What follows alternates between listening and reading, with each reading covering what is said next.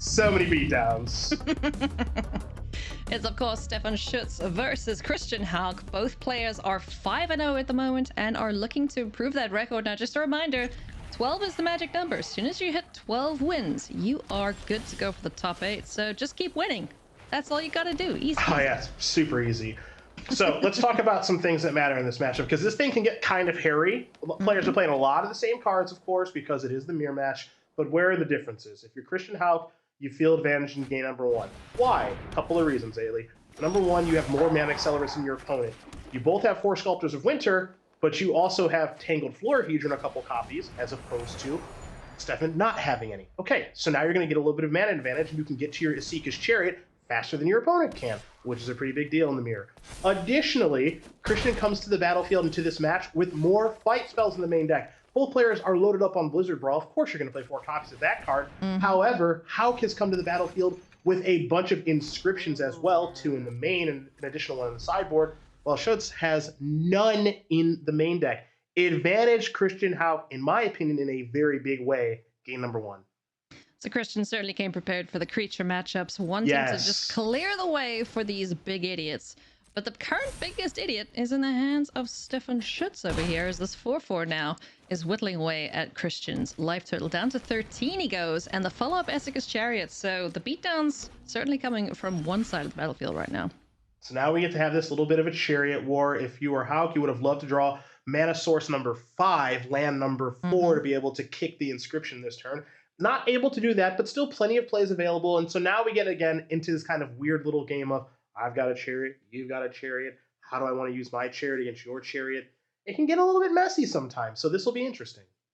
Yeah, it's always interesting in these mirror matches, you know, who goes first, who's on the draw, who's on the play, you know, who gets Ranger Class ticking and going first, who has Isika's Chariot swinging and making extra tokens first. All these little decisions, all these lines of play really do impact how this game shakes out. So I am very curious to see what Christian Hauck does here. Werewolf Pack Leader is going to be the go-to at this point.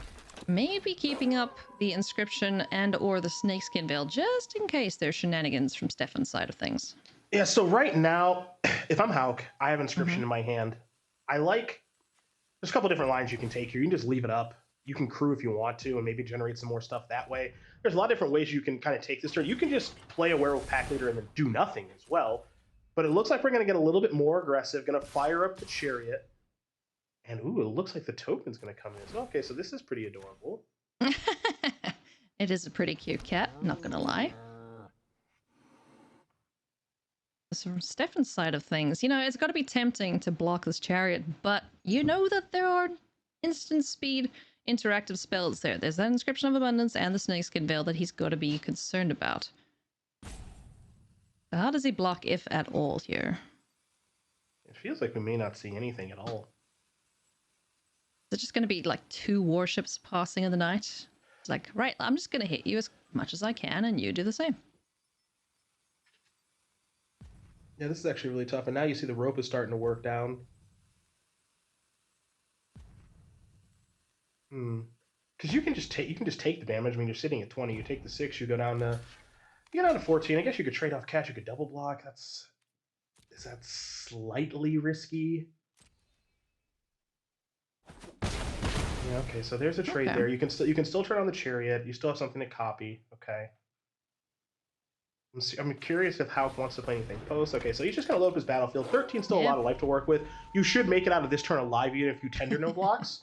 And then you can do a whole lot the next turn as well. And then again, if you draw land number 4, mana source number 5, and are able to kick Inscription, you should be able to recoup so much of an advantage with how powerful that spell is when it's kicked. You should probably be able to come all the way back. I mean, yeah, that spell kicked is pretty much lights out. It's just such a massive blowout. Isika's Chariot is going to get crewed up here by the new Werewolf Pack Leader that's joined the fray. And we're going to get to swinging. Isika's Chariot with Ranger Class. Get some counters on that bad boy. You'll love to see it. Could fire up a double block, 3/3 and 2/2 on top of the 5/5 to get the Chariot off the battlefield. I would be slightly surprised if that takes place. You do have to concern yourself with Snakeskin Veil. So Christian's in the exact same position, pretty much, that Stefan was in the previous turn. Where, okay, there's mana available. I know that you have Snakeskin Veil. Do I want to lose 2 creatures to this? Yeah, I know that you have Snakeskin Veil, and I know you don't have Inscription in your main deck. The Inscriptions are in the sideboard.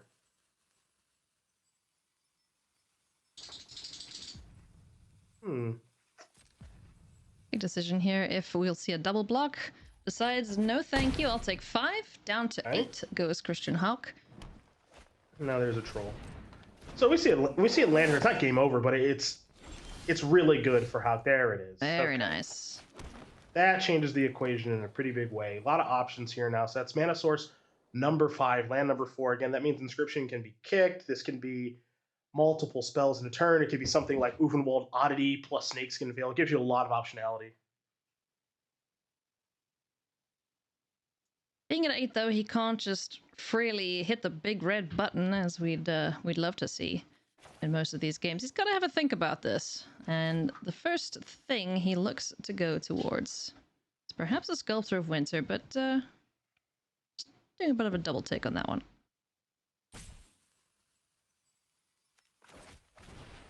Sculptor of Winter is going to join the battlefield here. Just gum up this a little bit more.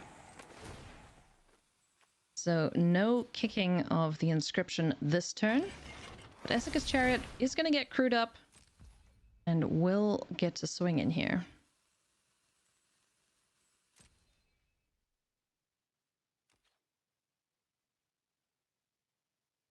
Such a precarious situation to be in, because it's like, I have so much power and stuff. If I'm not attacking, I'm probably losing, I guess. Okay, let's draw some more cards. I like that. Hey, you're always kind of in this matchup, because it can get so gummed up like this. Yeah. You're always kind of walking this weird little tightrope of, I want to be able to pressure you and copy, and and draw some cards of Werewolf Pack Leader and all this stuff, right? I want to be able to do all this stuff while still leaving enough stuff behind to be able to block, to be able to fight, to be able to do all these other things too, right? So it's this weird little tightrope that you walk. That was a really nice draw there. Blizzard Brawl at the top of the library. Won't come into play until second main. There is that Inscription of Abundance, and I'm curious if it's going to be used here to protect one of these pack leaders.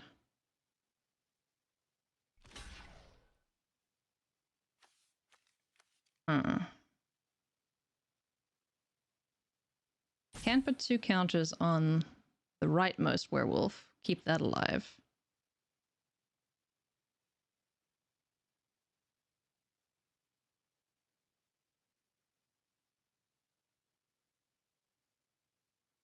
What would you do in this situation, Cedric? How much do you value these pack leaders? Not that highly. When I've drawn Inscription and I've drawn Blizzard Brawl and I have Snakeskin Veil. So I have like a lot of stuff to do. So it's going to be quite a sad Inscription. I'm interested to see which mode we go for here.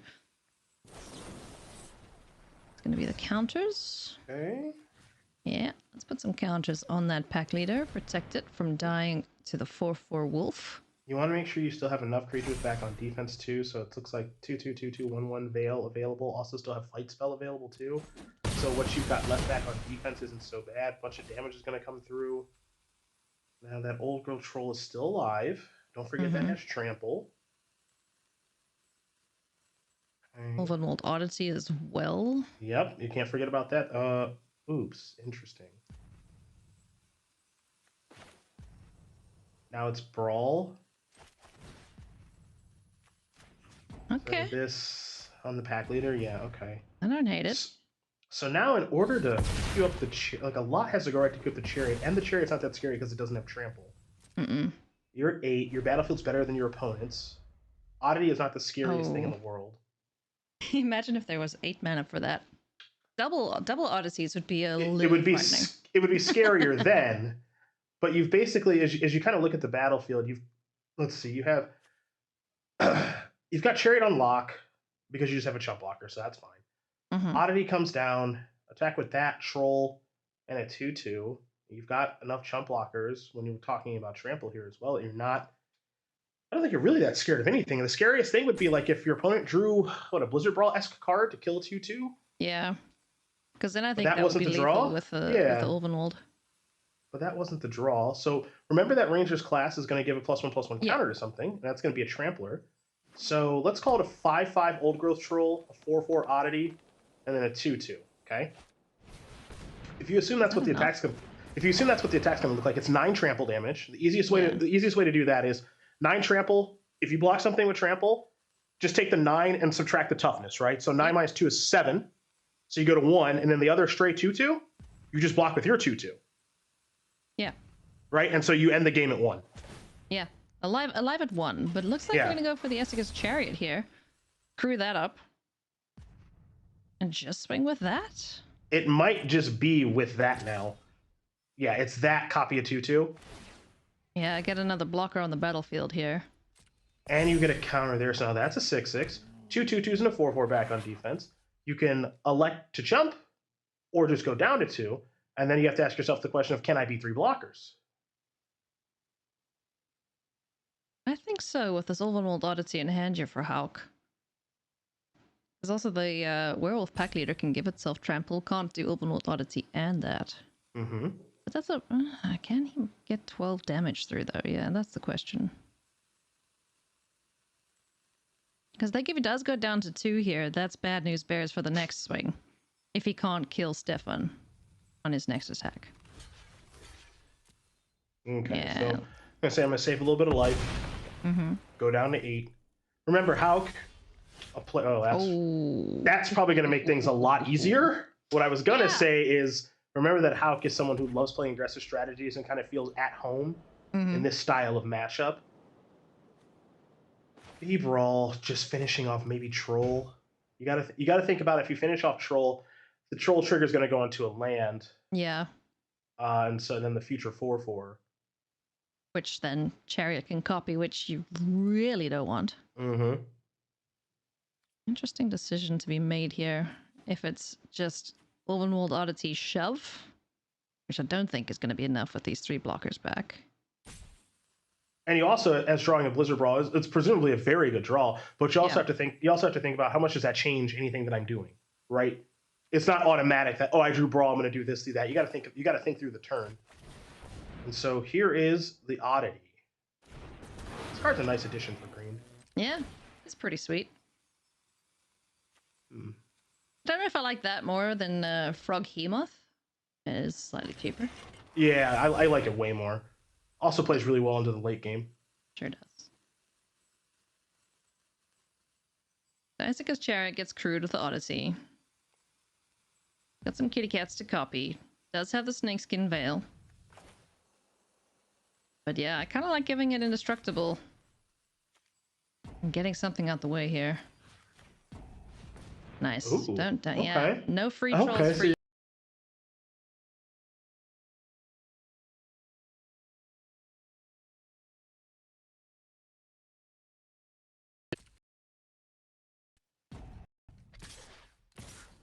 Yeah. This and that. Yeah, that's 10. I can dig it. Yeah. No counters going anywhere. You're gonna get to copy a cat token. Yeah, so that's another extra blocker on the battlefield for the crackback here from Stefan. Get a card off of the pack leader. Let's see what it is. Another Essica's Chariot. Very nice.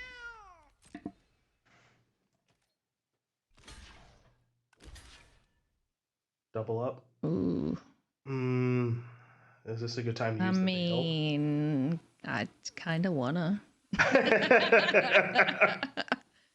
Could also just kill the 2/2 and not get the old growth troll on the land. I don't know how important that is to Christian.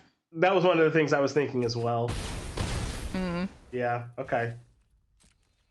The old growth troll is just, why won't you kill me? No, I'm here to stay. Because you come back. All right, that land is almost assuredly a brick. Yeah, it does have the option to level up Ranger's class, but I don't like Stefan's position at this point. Christian seems to be in a very good spot, especially with that Snakeskin Veil. Close, though. This is a lot closer than the matchup typically goes. Once again, Chariot being crewed by the Oddity. Second copy of that one. 6/6 now. Gonna become a 7/7. So turn looks very familiar. Still same 3 blockers back on defense. Troll, cat, cat. Chariot's 1 point bigger, 7/7. You saw the chump block last turn with a cat. Might see a chump block again this turn with a cat. Unless perhaps there's value in going down to 1. And then you can go fire up Faceless Haven. Biggest creatures are 4/4, 3/3, 2/2, take 2, 4, 6, 7. Yeah, so like you could take the risk that your opponent doesn't have a Snakeskin Veil. Doesn't seem necessary. I mean, the 1/1 is the least exciting of the attackers. It doesn't get through anything. It would just be gobbled up by one of the cats, perhaps. So we're looking at lethal next turn for Hauck if he elects to go for it, which is you fire Faceless Haven.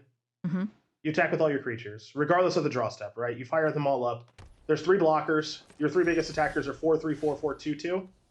So 6 damage gets through.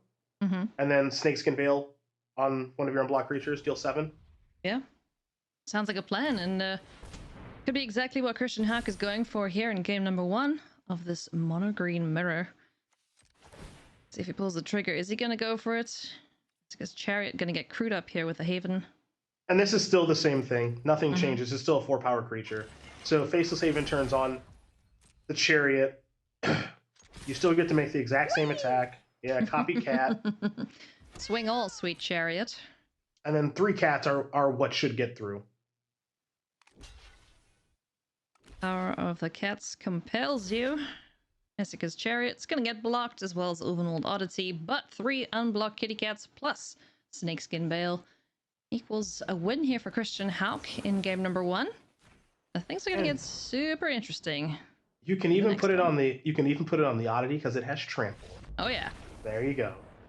Nicely done. Very, very close matchup there between these 2 mono green players. So let's take a look at the sideboard and tell us a little bit about the plan for the mirror match going into game 2.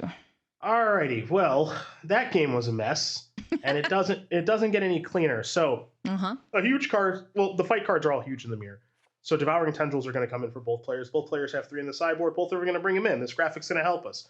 Tajira Blightblade, just Death Touch, trading up 1 mana, 1/1 Death Touch. You can trade up with some of these big creatures like a Chariot and a bevy of other things. Ren and 7, Hauck already has 1 in the main deck. An additional 1 is very, very good in the mirror match. Those creatures are huge. Copy it with Chariot.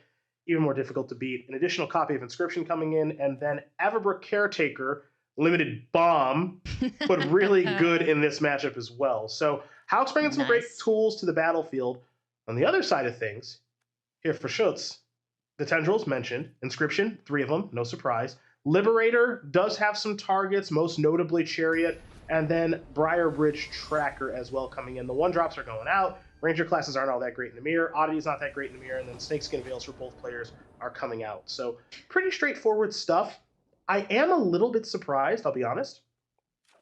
Schütz, no L, has 2 unnatural growths in the sideboard, which is like a mirror breaker. Yeah. So it's like, oh, you have big dudes? Hold my beer kind of thing, right? Yeah, and it doesn't look like they came in, which I'm genuinely surprised about, especially on the play. On the draw, I could see it being worse, but on the play, it seems like a real slam dunk. Don't know if you want to bring both in, but it looks like not bringing any in. So I'm slightly surprised by that. And I will say, this Mulligan of 5, it is not helping him out at all. Not what you want to see, but a very, very nice hand, at least. We have a Ascendant Pack Leader, Sculpt of Winter into Kazandi Mammoth. Now, one other card he didn't bring in was the Tajira Blightblade. Is that simply because of play-draw considerations? I suppose so, yeah. Yeah, just want to be as aggressive as you can be, being on the play, and Christian can deal with all the death touchy stuff. It's a big draw step, and it's not an untapped land, unfortunately, here. But can use the Sculptor of Winter to get either the Briarbridge Tracker or the Kazandi Mammoth down on the battlefield. Yeah, you mulligan to 5, you're able to play a turn 3 Chariot. Makes the game obviously look a lot different. Elected to, of course, start the game off with an Ascendant Pack Leader, hoping to draw an untapped land to go along with the Sculptor. Did not happen. We're probably going to see the Mammoth just played as a land now. So, I'm actually quite excited about this Everbrook Caretaker because Oh, I've it's tried so it. good. I've followed people who've put it in their mono green deck, but I haven't gotten to see it shine in constructed just yet. So hopefully, fingers crossed. Today's Not a the card. day. Not a card you want to play a lot of copies of. Mm-mm. But it is plenty fine. We might see some brawling here. So it's very easy for me to say, or for you to say, yeah, just brawl that Sculptor of Winter. Then they can never cast Yeah. their Chariot. And, this is so easy. They have to draw an untapped land. I think you do want to brawl here anyway, just so that you're casting your spells. Because the next turn, you're going to be casting Ren and 7 or Caretaker. Right? So the window is open right now to just cast a brawl, kind of just on anything. And sure, Tracker's fine. Tracker's fine enough. I might as well get busy with that 3-2 as well. Yeah, you're indestructible. Go. Yeah, in my opinion. Get those 3 points of damage while you can. Hey, there it is. Never didn't have it. Stefan Schütz finds the Essica's Chariots. Ascendant Pack Leader gets a counter from the 4-mana spell. And Sculptor of Winter is turning sideways, so you love to see it. Now, is there any reason to tender a block here, I think, is the question. You got plenty of mana. You can go to Caretaker next turn if you want to, or you can just play Ren and 7 if you want to. So you've got all the options, and you know exactly what your opponent's working with. Fine. Make the sensible decision and block this Pack Leader. Sorry, not sorry. Yeah.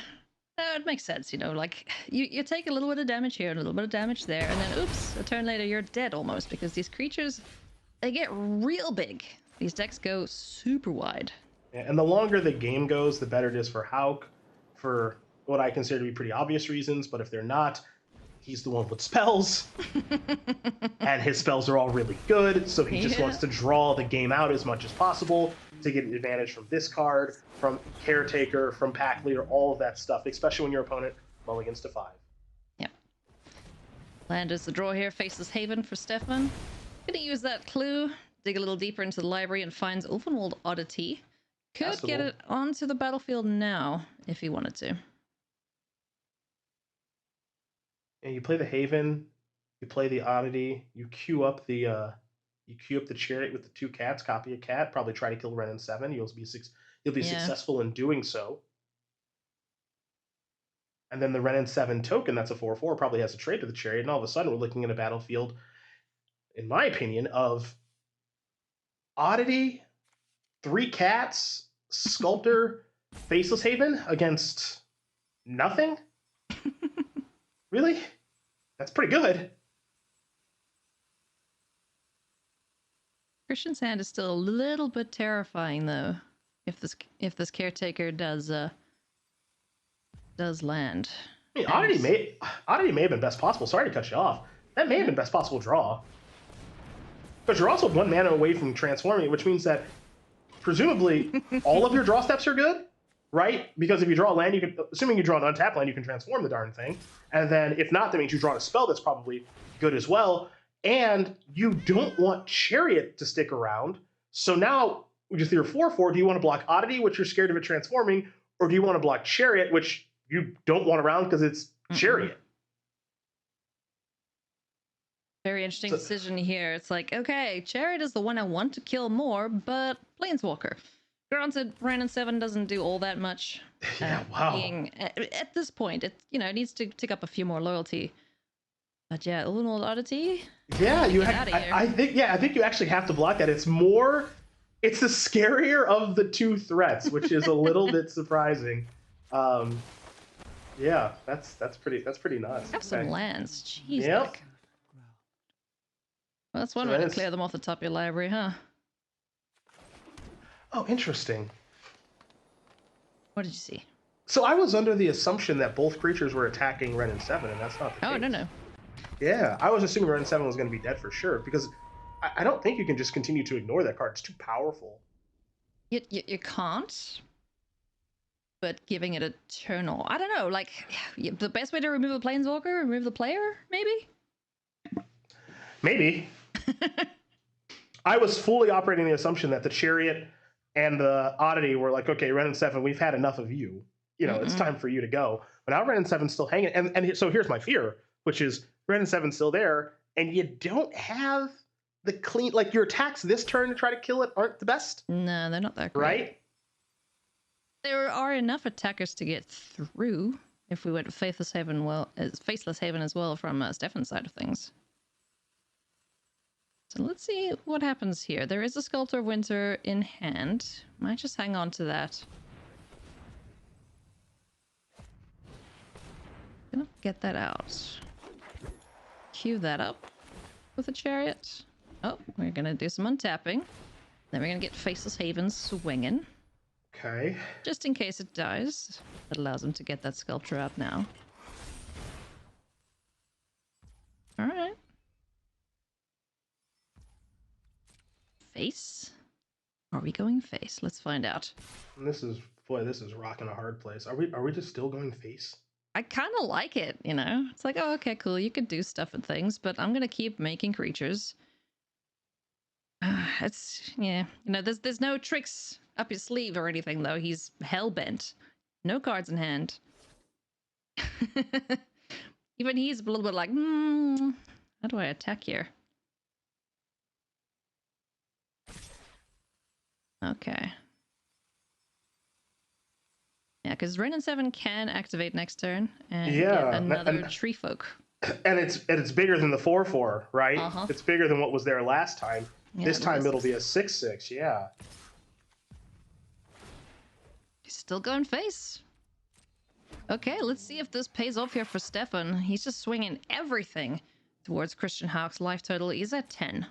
Well, let's play one way. Like if this is kind of what it looked like last turn, like it makes some sense that you're going to be consistent with that. Mm-hmm.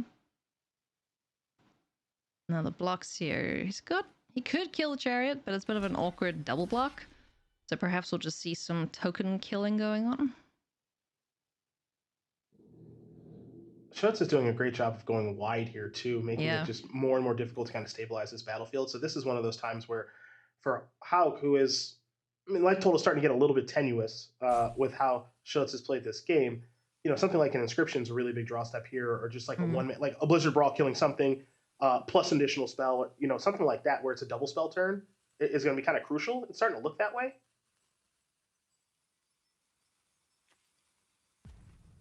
Does have to block one more thing here.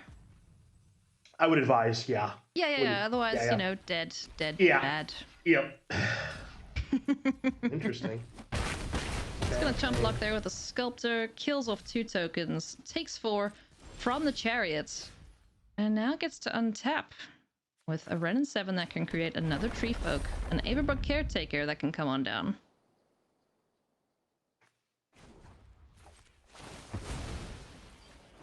So Planeswalker off the board.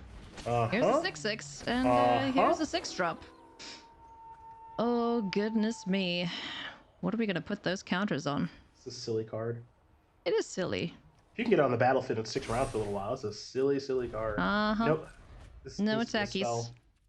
Just gonna hang tight. Outland Liberator does nothing at this point. Yeah, that card's tough in the mirror because there are times when it's great and there's times when it's this, which is just kind of just a random creature. You know, there are other times when it blows up a Ranger's class, it blows up a Chariot, and it looks like aces. Well, one thing Stefan certainly doesn't want is for it to go to nighttime, so yeah, it's gonna have to run it out, because if it goes nighttime, it's lights out, essentially. As the Hollowhenge Huntmaster is gonna put a counter on everything, and that's bad. Excuse me, 2 1/1 counters. Oy, oy, oy. Yeah, nighttime bad. So Outland Liberator is going to join the fray here, and I'm guessing we're not going to see an attack here from Stefan as he passes the turn back. There's a Kazandu Mammoth as the draw for turn. Kazandu Mammoth and the Tree Folk gonna get a little bit bigger. Kazandu Mammoth number 2 is gonna hit the battlefield here. Yeah, I like doing this. Probably, yeah, you play this as well, and you're basically telling your opponent, you better draw spell. I have all these, look. Yeah. Yeah, that's essentially what Christian's doing here.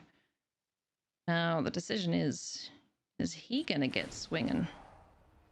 Werewolf Pack Leader. Wouldn't have the 4 mana available to give it the boost and the trample. The tokens, sorry, the counters are going to go on the Kazandu Mammoth. I'm curious. I think you can wait one more turn before starting to get a little frisky here in combat. Mm-hmm. You know, because I don't think there's much of a rush. Mm-mm. Especially because, well, you and I, and everybody watching at home has an idea of how Schütz did sideboard, and so there's no real fear of like unnatural growth, even though it is in there. So you can make two arguments, right? You can say, I have inevitability, I have an Everbrook Caretaker, you need to draw a spell. If you don't, it transforms, and then hello and good luck. But you can also say, but you can also say, I have the ability to close this game out and shorten the number of draw steps that you have. And so it looks like Hauck is going to go that route, because there's also starting to become the ability of just saying next turn, back with everybody. Oh, here it comes. Yeah. I asked for it, and we're going to get it. Everbrook Caretaker is going to flip. Yeah, you wanted to transform, huh? I really want to see it. Stefan, please hang around just so I can see it. That's all I'm asking. That card is an absolute house. How are you supposed to deal with that? Board wipe. Mono greed? No. Yeah, no. Hollow Henge Huntmaster, huh? We might see that. 6/6 hexproof. Other permanents you control have hexproof. At the beginning of combat, put 2+1/+1 counters on each creature you control. Oh, that sounds fun. That is fun, right? Faceless Haven, here to say hello. Slightly outclassed. Just a tiny, tiny bit. All I know is this next attack from Christian Hauck is going to hurt, so Stefan is looking to get an extra creature on this battlefield here. Essica's Chariot is going to get crewed up. Meets certain doom. This just feels like a futile attack.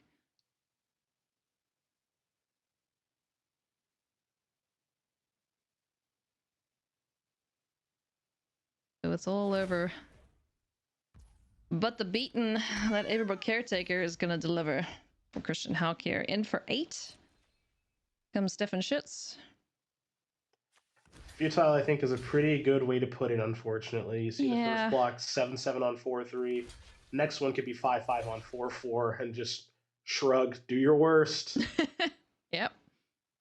Possibly trying to bluff an inscription, maybe, you know, but it's kind of just like do what you're gonna do and make it count. Essica's Chariots. Yeah, by the Sajir Blightblade, that's pretty cool. At least it will die then. Yeah. You're locking in getting that killed. Yeah. Just in case of a snakeskin veil, but I'm very, very interested to see it flip, and they won't let it flip for me. I'm so sad. We can just play pretend that it did. We can play pretend, right? So this is what happened.